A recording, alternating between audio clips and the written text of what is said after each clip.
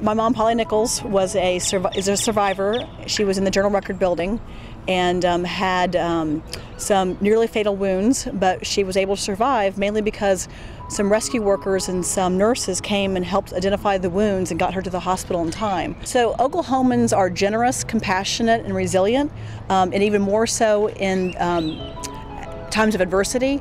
And what we saw after the bombing, the Oklahomans took care of our own. We took care of the people who were wounded, the families of those who died, and that's a value that Oklahomans have had before the bombing. It was just highlighted a lot by the national media, and it was called the Oklahoma Standard. So it's still with us today, 20 years after the bombing.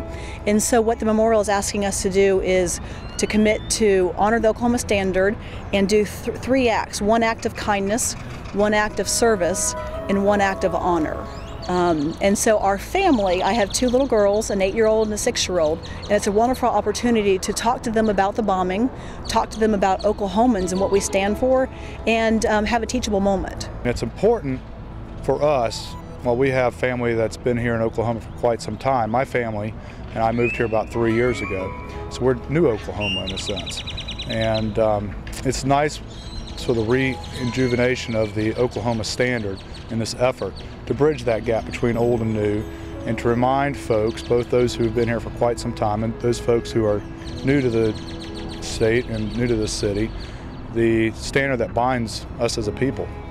What our family has decided to do, and it was a fun, collaborative family affair, we sat around the breakfast table and came up with ideas.